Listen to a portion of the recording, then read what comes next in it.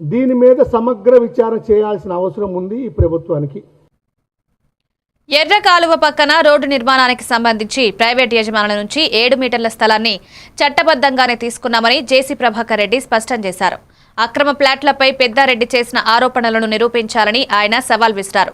లేని పక్షంలో తమ కౌన్సిలర్లు పెద్దారెడ్డి తండ్రి విగ్రహం వద్ద ధర్నాకు దిగుతారని హెచ్చరించారు. మీడియాతో మాట్లాడుతూ ప్రజాభివృద్ధి కోసమే రోడ్డు నిర్మాణం చేపట్టామన్నారు. వ్యక్తిగత ఆరోపణలతో అభివృద్ధి పనులను అడ్డుకోవద్దని సూచించారు.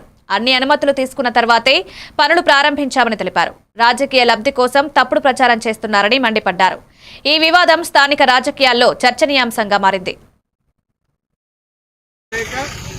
ఇప్పుడు చూడండి, ఈ రోడ్డు ఉన్నంత ఉంది, అది పెద్దదే, ఇది రోడ్డు పెద్ద. చూడండి కాలువ, అసలు కాదు కాలువ ఎట్లా పోతుంది తెలియదు. శివాలయం ఆడి వరకు వచ్చి పుట్లూరు రోడ్డు ఎల్నూరు రోడ్లో వచ్చిన తర్వాత అది అట్లా పోతుంది.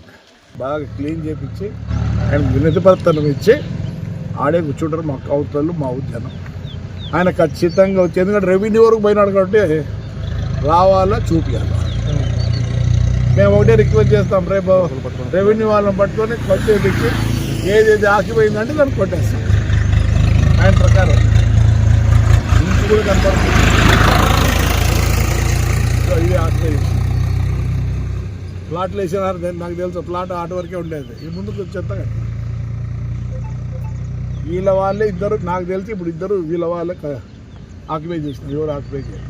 రైట్ అమ్మా, రేపు పొద్దున్నే 10 గంటలకి ఎంఆర్ఓ గారికి వినతి పత్రం ఇచ్చి అక్కడి నుంచి పోయి వాళ్ళ పెద్ద ఆయనకు కూడా వినతి పత్రం ఇచ్చి ఆడే కూర్చుంటాం. రెవెన్యూ వాళ్ళు ఆయన వచ్చి జవాబు చెప్పేస్తారు.